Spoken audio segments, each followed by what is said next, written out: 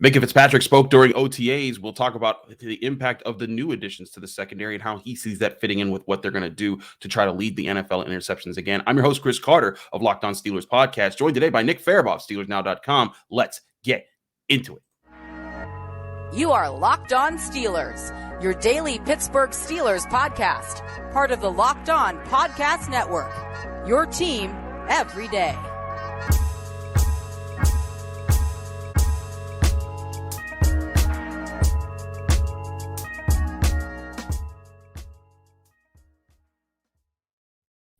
Hello and welcome to the Locked On Steelers podcast. I'm your host, Chris Carter, bringing you your daily dose of all things of the Pittsburgh Steelers. As always, you can find this show on your favorite podcasting app and on YouTube. Like this video if you enjoyed it on YouTube. Subscribe to this YouTube channel to get all of your daily Monday through Friday episodes, as well as our bonus content. We thank you for making the Locked On Steelers podcast your first listen every day, because we're your team every day. And today's episode is sponsored by Bird Dogs. Go get Bird Dogs by going to birddogs.com/LockedOnNFL. When you enter promo code LockedOnNFL, all capital letters, all one word, they'll throw in a free custom Bird Dogs Yeti-style tumbler with every order. More on them in a minute here. And as I said before, we are joined by Nick Farabaugh, SteelersNow.com, also of the Locked On family, and also Nick has been on this show before, so we welcome him back. And we've both been at OTAs throughout. We were at OTAs, and we got a few things to talk about here. But I wanted us to lead Nick about Minkah Fitzpatrick. Both you and I have talked a lot about him and how his potential could be for the Steelers, and how he's a key element to what this defense brings. He led the NFL in it with 6 interceptions, tied with 3 others, and that helped lead the Steelers lead the NFL in interceptions as a team. But I think it's interesting that they've added Patrick Peterson, and it's going to be a new look. And here was Minkah Fitzpatrick talking about the addition of Patrick Peterson and what he thinks he'll bring to the defense. He brings experience for sure. He brings a high IQ. He brings the ability for guys to be able to move and not just be stagnant. Because me and him, we're already talking about high-level stuff, and the coach got to tell us, hey, bring it down a little bit. You know what I'm saying? So that's really cool, and it's an honor to play with a guy like him. Along the same lines, how much of a benefit is it that you guys did bring some older veteran players in for the defense and for the secondary, just being up to speed in that way already? I think it's great. One, because we have a perfect balance of vets and younger guys.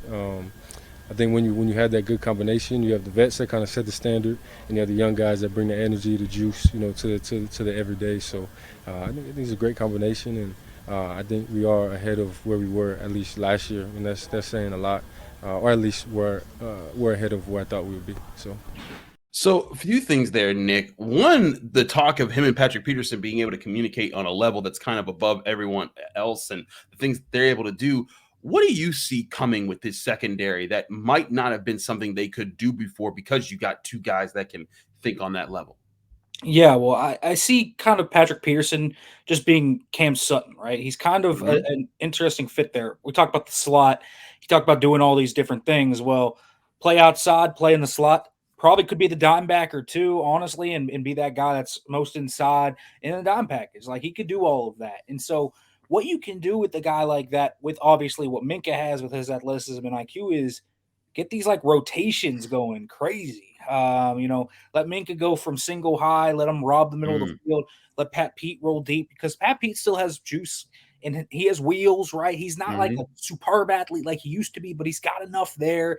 And he's certainly one of the smartest football players, in my opinion, in the NFL at the cornerback position.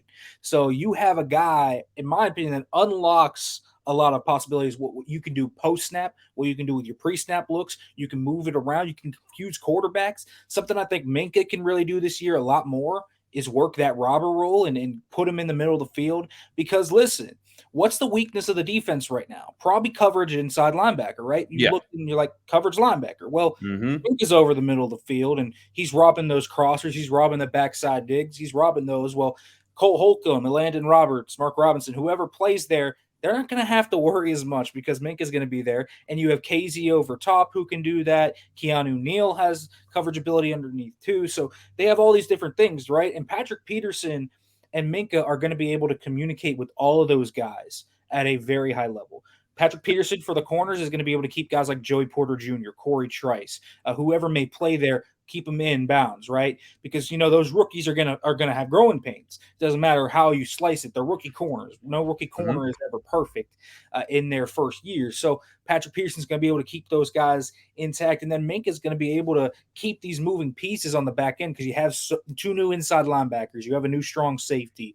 You have at least one new corner in there, maybe two or three, depending on Shane Sullivan and Joey, all these guys, right? So it just allows so many possibilities. They can run cover 3, cover 2, quarters. They can run every single type of coverage you could ever want, and their communication is going to be at a really high level here.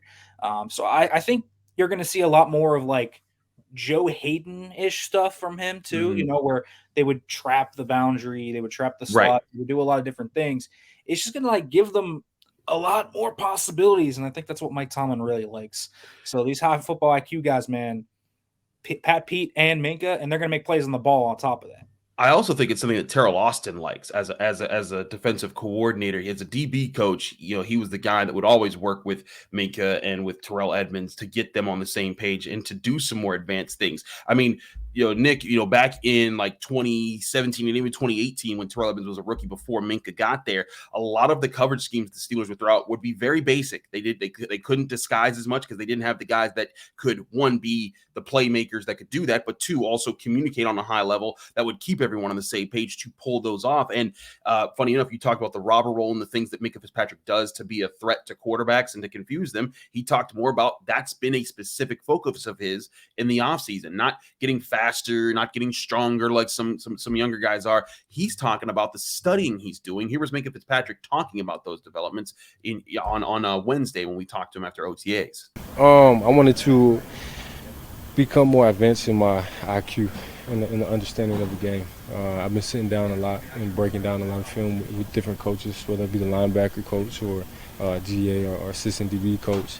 I've been just trying to advance my football IQ game because I like to be in the right position, but I also don't want to be a robot and just end up. I don't want the quarterback to always know where I'm at. I want to be able to make plays that are made from my IQ. So definitely been trying to work on that. Before last season.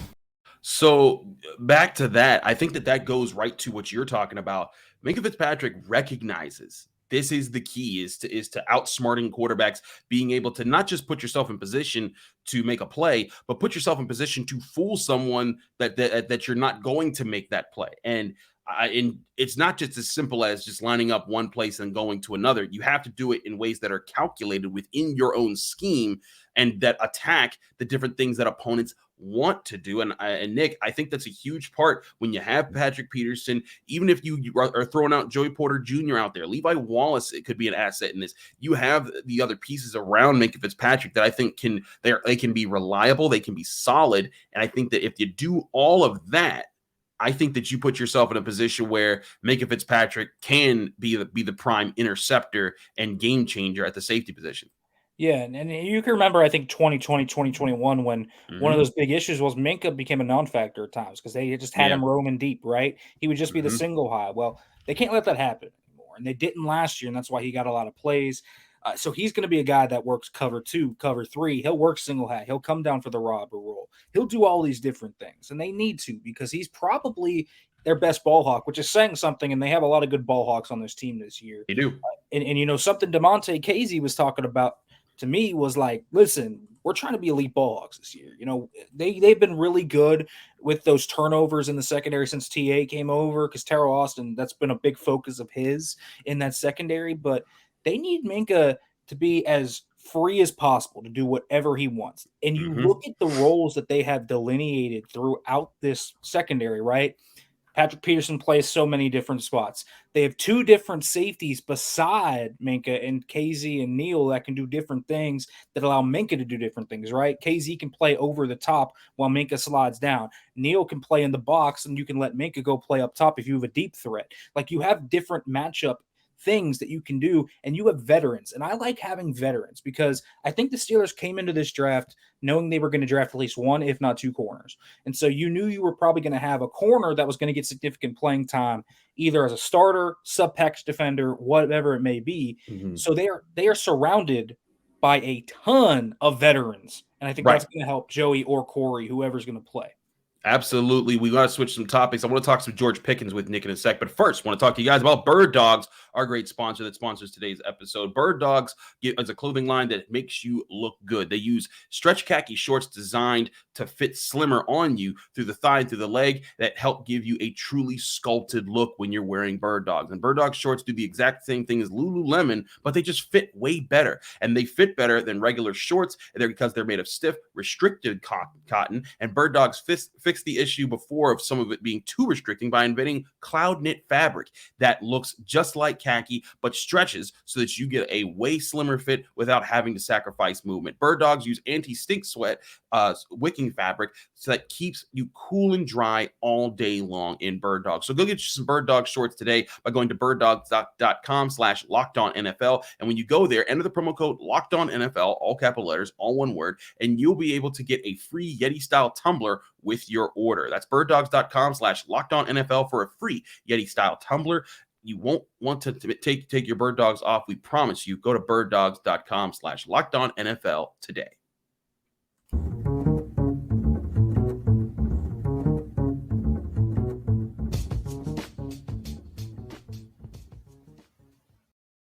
Back here on the Locked On Steelers podcast, I'm your host, Chris Carter, here with Nick Farabaugh of SteelersNow.com. As always, we remind you guys to please donate to the Cystic Fibrosis Foundation, where we have a link and a QR code on your screen right now that you can go to and donate to the campaign that I've been kicking off. We've been advertising here. Any money that you donate is great, but if you donate at least $10 or more and ask a question on our call line 412-223-6644, you get your question answered within a week of your donation to be guaranteed to be on the show. But let's get back to what our talking points are here, Nick, and let's talk about an article that you guys wrote early this week about George Pickens being ranked second in a key metric, and that key metric involved 50-50 balls, which, frankly, that's a lot of what George Pickens was just doing last year. He wasn't a guy that was breaking open different parts of the field. He was, hey, George, go get that. And that's kind of what they did. And what the number that was revealed in this article on SteelersNow.com, by the way, you can find that article at George Pickens ranked second in key metric. It was published just earlier this week, but it quotes Pro Football Focus and their charting, and it said that his 18 contested catches that last season were the most that they've ever charted by a rookie in a single season. And it's kind of crazy when you look at how back and how many times he came down with tough catches that were in traffic.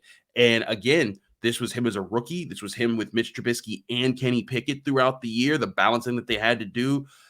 The question that I have, though, Nick, is what does he do next with that? Is he still going to be the jump ball guy? Or do you think George Pickens is going to be able to put in enough work to be a sharper route runner so that he doesn't have to win jump balls, and that's just another part of his arsenal instead of being his primary game? Yeah, that's the thing, right? It's the big question of, okay, are you going to be just a real big jump ball vertical threat, which he's got a great floor, right? Because he's athletic, he's got great hands, and he showcased himself last year to have elite body control, period. But the question is going to be, can he diversify his route tree, or was he being misused? That's the other question. Maybe he can do it. Maybe we just hadn't seen it yet. And I think you saw towards the end of the year a little bit more where, that post route against the Raiders, I think, to win the game. He caught a few dig routes, and you look on tape, he was starting to kind of learn a few things, stemming at the top of his routes, using slight push-offs to get a little separation in the middle of the field, reading coverages, zone coverages. I think that's been one of the big things he's talked about is reading zones and finding that soft spot, right? That's an easy thing he can learn to just become much more dangerous, right? Because they're just going to play zone against him and put him and hover him over the top and say, yeah, you're a really good contested catch guy, but maybe we'll trust our corners a little bit more because you only get 3 targets a game. That's about what he averaged last year. So I think becoming a little bit better against zone, I think that's his next step. That's the next natural progression. Obviously, route running is a big thing because he can gain more separation, become more than just a contested catch guy downfield. He can become an explosive touchdown maker downfield by doing that. But he's got such great raw tools. And he looks. Listen, me and you were watching him all training camp and OTAs and everything last year. The guy's a freak show. I mean, he really is. He's a freak show, and his ceiling is legitimately probably a top 10 receiver in this league if he can put it all together. That's the type of player he can be. I think it's just going to be, first of all, zone coverage. Mm-hmm. Learn how to find the soft spot in the zone, do different things, diversify his route tree a little bit. Let him run some slants. Let him run a little bit, let him run some digs. Let him run more corners, right? Just diversify that vertical route tree and work off that, because I think it's going to open him up more. Let him run deep crossers. I think that's something, play action. We were talking about this. Allen Robinson today told me, listen, we could see a lot more play action. I think Pickens could be a great benefactor of that over the middle. He's got great natural explosion and speed. So I think you just diversify his route tree a little bit, and he could be like a 1,200-yard receiver this year if really everything works together. I feel you on that. 1,200 yards is around right where I think it could be very reasonable, especially with, I don't think the Steelers are going to be passing all that much. They're going to be passing. They're still going to be a balanced offense. They're not just going to run the ball. But this isn't going to be a Steelers offense where it's going to just, I think, throw for 4,000 yards this year. I think that there's going to be chunks here and there. But with his ability to be a playmaker and the emphasis, I think that the Steelers will be able to impose people on with the running game, I think it's going to put him in some prime positions to get one-on-one opportunities and get Kenny Pickett some chances to give him some big play chances to not just make some of those bigger 50-50 catches, but maybe get open and also make a guy miss and extend it. We actually had a clip of him on this show when we talked to him in the first week of OTAs, and he said the biggest thing that he worked on was how to set himself up with better routes so that he can get better yak, because he knows it's not just breaking tackles he has to worry, it's setting himself up to break tackles or to just be in space so that he doesn't even get tackled. And I think that it's good that he's recognizing these parts of his games now as a second-year player, because I mean, you look at what he did last season. He was a phenom. People were talking about him all, before he even set foot on the field. And when you go back to what he did in the receiving game, he caught 4 touchdowns last year on top of 800 yards. And he could, and with the quarterback situation that he could have said, you know what, I'm doing just fine. They need to just throw me the ball more. But he's actually working to get sharper. And I think that's a very good sign for what the Steelers need from a guy who was a second-round pick just last year. Yeah, and listen, he led the NFL in go routes. Like, that's what they used him as last year. I think they have a plan for him to be a far more multifaceted receiver. They want him to win underneath. They want him to win the intermediate part, and then they want him to win deep too. Obviously, that's going to be part of his game forever, right? But if he can win from various alignments, I think getting more comfortable in the slot is something that he can work on too. Played a little bit there last year, but hadn't played a ton there at UGA. So that's something he's just getting a little bit more comfortable with. But I think the second year comfortability, that's where all that stuff's going to come from, right? First year, he's getting his feet wet under him. It still took him a little bit of time to boom, full click, right? To fully go into it. I think second year, things are going to be a little slower for him. He's going to be able to do a lot more. And I think you look at him, and we talked about these explosive plays. He is the natural guy you look to get those explosive plays in the passing game. Deontay Johnson's a guy that is a good separator, and he's a guy that doesn't get a lot of downfield targets like George Pickens does, though, right? So Pickens is that guy.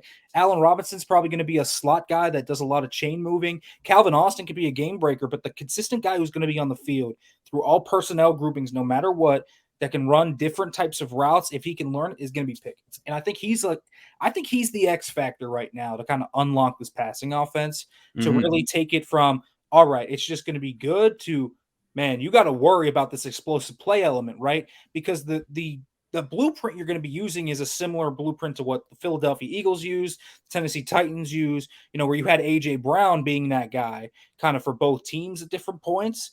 George Pickens can be that guy. He's got that potential in him. I think that potential is there. It's going to be about unlocking it. And also, part of unlocking it isn't just him. It's also getting on the same page as Kenny Pickett. He's been there working with Kenny Pickett, and when he's been before OTAs, when they were doing their private workouts. And it'll be interesting to see, when mini camp starts, how are those guys going? And then when training camp starts, how much closer are those guys last year? Because, something that we also talked about all last season, Kenny Pickett didn't get to run with the first team until he was a starter. And I think that prevented George Pickens from developing too much of a rapport with him before the season. Now there's no question who's the starting quarterback, and there's no question that George Pickens is going to be a starting wide receiver on this team. And I think that, like you said, that can be an X factor here. And I think, again, and I want to get your thoughts on this as an offense as a whole too, on the other side of this break here, because it's going to tie into our discussion about the running back situation. But I look at this offense, and we just talked about George Pickens as an X factor. Yesterday, I was talking about the tight ends could be a big key to this offense moving forward. The running game, which we'll get to in the next segment, could be a big key. This offensive line could be good. Deontay Johnson, if he's just able to get into the end zone this year, he becomes a much bigger factor, and that gives you a lot of different things where if positive things happen, significant improvement could come for the offense. But Nick, I want to get your thoughts on how that balance can work on the other side of this break real quick. We'll be right back here on the Locked On Steelers podcast. I'm your host, Chris Carter, with Nick Farabaugh. Stick with us. We'll be right back.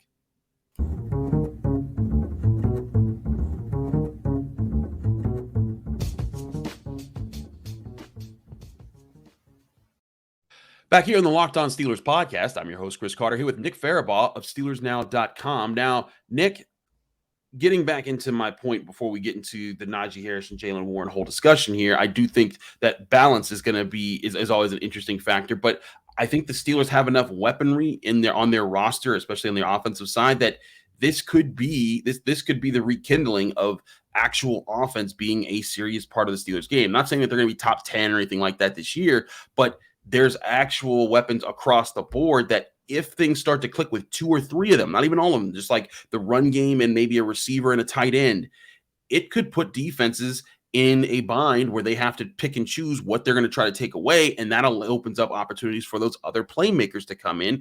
How do you see the Steelers offense playing this year?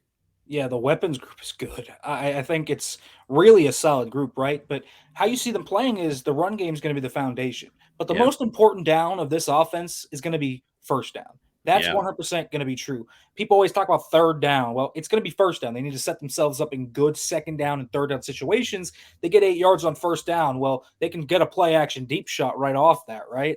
They have so many different options to go tight end multiple, to go 3 wide receivers. They can go 3 tight ends. They are 4 tight ends deep now with Darnell Washington in that room. You can put Pat Freiermuth more out in the slot. I think that's going to be a big thing where they can use him as a size mismatch on the outside. I think bringing in Washington, another year of Freiermuth under the development of Alfredo Roberts, and then you have Allen Robinson. These are 3 guys that should be really plus blockers in the run game too, so they can run out of any different type of personnel. I think Allen Robinson, that's a really underrated part of that addition. He can block from a lot of different angles. He was asked to do that in Los Angeles, and he did it at a high level. They're going to run the ball out of 11. They're going to run it out of 12. They'll run 13. They'll do so many different things with this offense because they can. And I think what that gives them that they didn't have last year is they can be matchup dependent in their game plan. If it's the Ravens, for example, where maybe you have a little bit more of a beefy run defense, all right, you could spread them out a little bit. There's some questions in that secondary. Well, if it's a team that has a porous run defense and they are bad against 12 personnel and they maybe don't have great coverage linebackers, you can spread them out and empty. You can condense it down low. You can do a lot of different things. And so what they're going to play out is that run game is going to be the crux of it, but that passing game can create a lot of explosive plays and be a 1-2 punch kind of in different matchups. And I think that's what they've really been missing. And it's largely also due to the offensive line improvements. That's going to help them a lot too. They're going to be able to dial up more longer developing plays because they can trust that offensive line a little bit more. They have a lot more upside to just grow throughout the season like they did last year. And let's remember here, if you're into those advanced metrics like DVOA and EPA, I'm not like super into them, but they in the second half of the year, they were top 10 in both those metrics. So it's something to think about. I think that they're a better offense this year. I think it's just going to be how do those all mesh and how quickly do they mesh? I think they'll mesh at some point. It's just going to be when.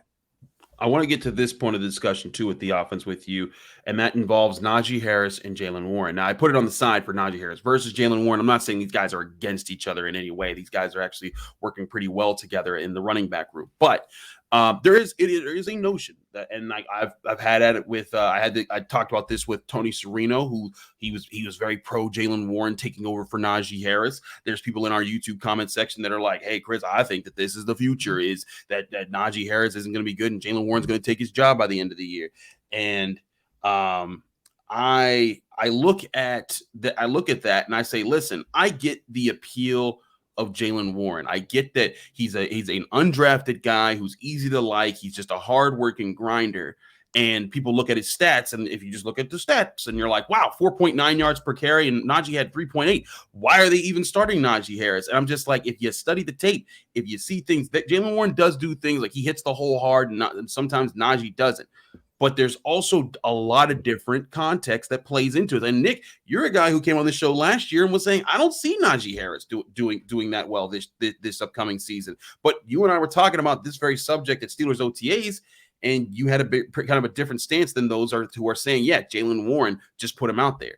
Yeah, well, I think last year Najee's production was pretty predictable to go down just because I don't think he had a great kind of issue. I don't think he had like a great supporting cast last year. He was kind of the rock of the offense, right? And he had to support a rookie quarterback with a subpar offensive line, with an offensive coordinator that you didn't have a ton of confidence in. And finally, he started to gain more and more confidence once the offensive line got better, once Kenny started to get more comfortable. What people don't understand about Najee Harris is what makes him special. It's his size, yes, but it's the agility. It's the ability to just create yards out of nowhere. He is a magician at times when you turn on that tape. Look at his yards before contact, all of his career thus far. He is one of the lowest yards before contact in the NFL. He gets hit almost right away. I think he had to force like 2.3 missed tackles per carry or something. His rookie year was absurd just to get back to the line of scrimmage because he got hit by 2 or 3 guys everywhere. Last year it got better. I think you finally saw him with a solid offensive line that allowed him to play his game. And what that meant was play bully ball. Let him hit the hole. Let him be a little bit more patient. He's not like Jaylen Warren, right? Jaylen Warren is just a one-cut guy, and he just sees and goes, boom. Yeah. Which is cool. I mean, there's definitely places for those guys, and that's a different type of running back. But no one can replicate what Najee Harris brings to the table in terms of an all-around package with that upside. Now, Jaylen Warren brings a lot of good things. I think he's a good receiver. I think he's got very good athleticism. I think he's tough as nails, and he's a great pass protector. And that's why he's the third down back, right? That's why he was the third down back last year. He's an elite pass protector. I told you this today, too. I think he's one of the best pass protecting backs in the NFL, period, as a rookie. And I think that's a legitimate thing. But Najee Harris is a grinder, workhorse style back that is proving that he can be efficient and is proving that he can do exactly what people said he couldn't do at the end of last year. Because you look at the second half of that season and you look what he did versus the first half, it's like night and day. And don't forget, he had a Liz Frank injury with a steel plate in his shoe all before the bye last week, too. I'm right with you. I think there's a lot of things that, Najee Harris isn't perfect, and he's not elite yet. I think that he has work to do, but I think part of the work that he has to do is trusting these offensive line. And I said this before, and some people were like, well, Jaylen Warren had no problem trusting the offensive line. Yeah, because you know what? There weren't linebackers flying up to the ball saying, we have to stop Jaylen Warren at all costs, which is what they do when Najee Harris is on the field. And when you don't have an offensive line that can counter that well, because Le'Veon Bell had that at one point. Le'Veon Bell commanded the respect of defenses everywhere, even with Antonio Brown lining up outside the hashes. But what Le'Veon Bell also had was David DeCastro, Marquise Pouncey, Ramon Foster, Marcus Gilbert, Alejandro Villanueva, Kelvin Beachum. They had an offensive line that kicked a lot of butts out there. And the last 2 years, Steelers' offensive line didn't even start to do that until the later part of the season. So, yeah, a guy who comes in on 3rd and 15 and gets 12 yards is going to have better numbers there. But that doesn't make him the better option at running back just off the rip. And that's where I think that there is a misunderstanding that I think that some Steelers fans have. And could Jaylen Warren evolve into a really good running back? He could. I had Eddie Faulkner on this very show, the Steelers running back coach, during training camp, and he was just saying, like, Chris, he was our 6th best running back in this draft class. We don't know how he became undrafted. We are excited to get this guy. They were very much on board with Jaylen Warren, and I think that him and Najee Harris could be a deadly 1-2 punch at running back. But do not be mistaken. If this offensive line is able to put it together, and that allows Kenny Pickett to also have more time and some of the passing game to open up a little bit more, I think Najee Harris, as a part of that mix there, can be a deadly running back that punishes teams and completes this offense, or is, like you said, the strongest part of this offense that kind of gets everything going, and then everything revolves off of the success of that run game. And with his vision, I think that when he's able to actually get holes to be open, because frankly, there weren't a lot of holds open, especially early last year. When that comes, I think that's when you'll start to see the true potential of Najee Harris coming out and how that starts to bleed out and help so many other parts of the Steelers offense. Yeah, and when I came on the show last year, I said, listen, I think Najee had some vision issues. The second half of last year, he didn't have any vision issues. He was hitting every right hole. He was making the correct cuts. And again, I keep going back to that lateral agility. This man is 6'2", 225, 230. He is a unit. He can cut on a dime, left, right, whatever you want, and he has enough explosiveness to get through very tight areas that most guys just can't. There's just a rare skill set there physically that I don't think people appreciate with Najee Harris. I think that is something that is very underrated about him, not just in the Steelers fans. I think the NFL community doesn't quite realize the type of athlete Najee Harris is laterally. And then so I think that makes him a very special player. And I think it gives him a lot of potential when we talk about finally having an offensive line that can give him a little bit of wiggle room before he hits the line of scrimmage. He can do a lot of different things. I think that there are two great examples of what you can see Najee Harris becoming. I think that Panthers game last year is exactly what he can be. And then I thought the Ravens game last year, remember when they went down to Baltimore and just kicked their behinds, and Najee Harris was the hammer to the nail that just drilled them down, right? That's what they can be. And then I think they did a great job of getting Najee Harris enough time off the field to where he felt healthier, he was fresher, and I thought he looked more explosive, quicker, faster at the end of the year because he didn't play 90% of the snaps like he did his rookie year. That's something that Jaylen Warren is going to be so good for Najee Harris for in the long term. When he looks back on his career, he's going to be like, Jaylen Warren extended my career because I only played 65% of the snaps instead of 90% of the snaps. And I think that is really part of why this works, because Jaylen Warren is such a different running back than Najee Harris. He's such a different situational back. And I talked about this with you today. I think it's time to get him on the field at the same time sometime. That could be really interesting, man.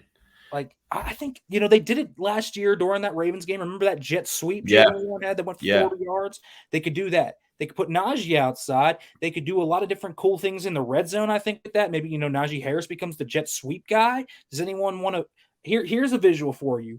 Okay. Darnell Washington comes around the edge, blocking you with Najee trying to be that guy. Touchdown every time, by the way.